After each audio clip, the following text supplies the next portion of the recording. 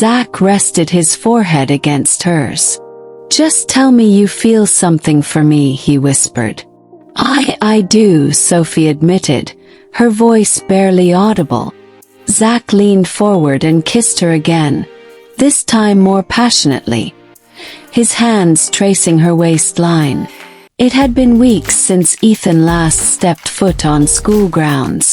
The air felt heavier, and the usual chatter of students seemed distant. Ethan had stayed away, drowning himself in confusion and pain, trying to reconcile the truth about Sophie being his stepsister and the fact that he could never have her the way he once hoped. But today he needed closure. As he walked through the familiar halls, he caught glimpses of Sophie.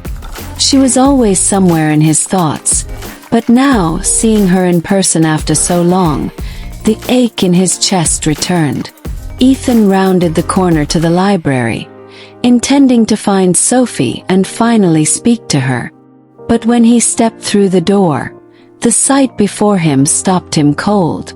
There they were, Zach and Sophie, tucked away in the far corner, their lips locked in a kiss. The scene felt like a dagger plunging into his chest.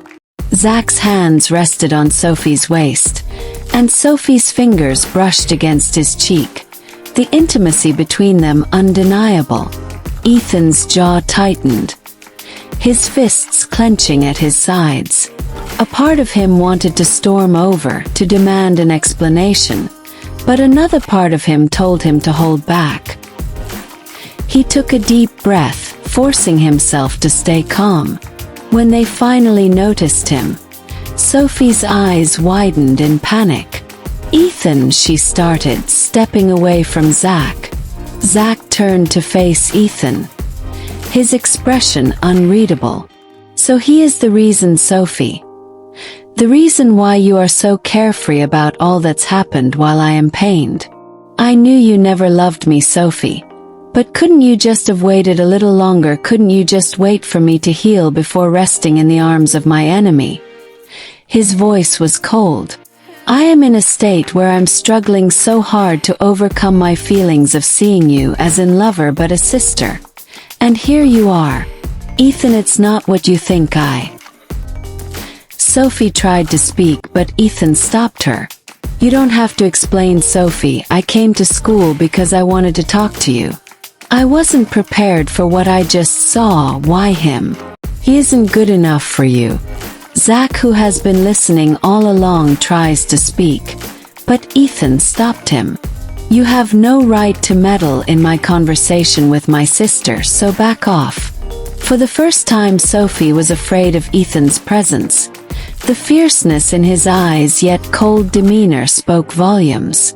"I'm sorry, Ethan, Ethan raised a hand, stopping Sophie mid-sentence once again. "Don't explain. I just came to tell you something, and that will I do." Ethan looked directly at Sophie, ignoring Zach entirely. "I've decided to leave," he said. "After graduation, I'll be traveling abroad to study." Sophie's face fell. "Ethan, you don't have to." "I do," Ethan interrupted, his tone firm. "It's what's best for everyone." His eyes flicked briefly to Zach, the anger simmering just beneath the surface. "But let me make one thing clear.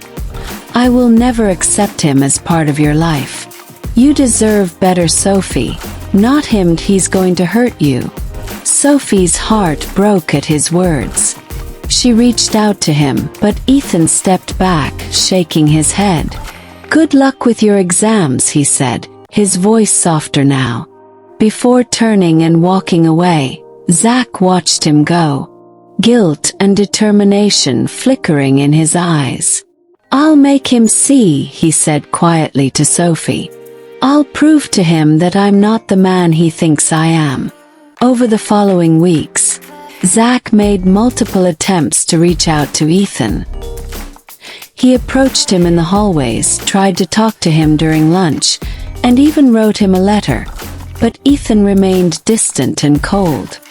"You can keep trying, Zach," Ethan said one day when Zach cornered him by the lockers.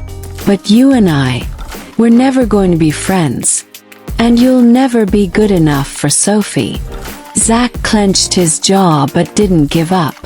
"I'm not doing this for your approval," he said. "I'm doing it because I love her.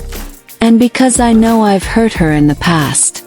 And I'll spend the rest of my life making it right." Ethan walked away without responding.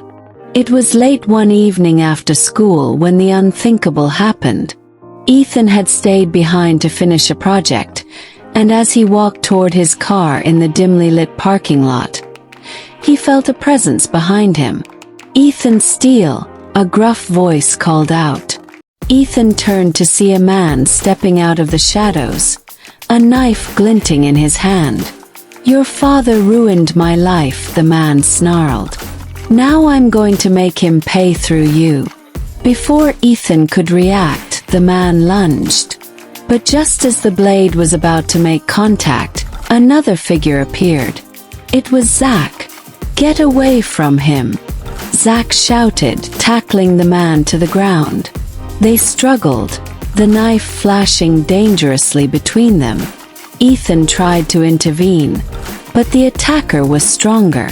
In the chaos, Zach took the brunt of the attack, the knife plunging into his side. "Zach!" Ethan shouted as the attacker fled into the night. Zach collapsed to the ground, blood pooling beneath him. "Get help!" Zach gasped, his face pale. Ethan didn't hesitate. He called an ambulance, staying by Zach's side as he fought to stay conscious. "Don't you dare die on me," Ethan muttered, his voice breaking. At the hospital, Sophie arrived in tears, rushing to Zach's side as the doctors worked to stabilize him. Ethan watched her crumble, her sobs shaking her entire body. Ethan felt a pang of guilt. He had spent so much time resenting Zach that he hadn't seen the depth of his love for Sophie. For the next 3 days, Zach remained in a coma. Sophie barely left his side, and even Ethan found himself sitting outside the room, praying silently. On the second night, Ethan spoke aloud, his voice trembling. "If you make it through this, Zach, I'll let go of everything. I'll accept you. Just don't leave her. She needs you." When Zach finally opened his eyes, Sophie burst into tears, clutching his hand. Ethan stepped into the room hesitantly, his usual guarded expression softening. "Hey," Zach croaked, his voice weak. "Hey," Ethan replied, his lips twitching into a faint smile.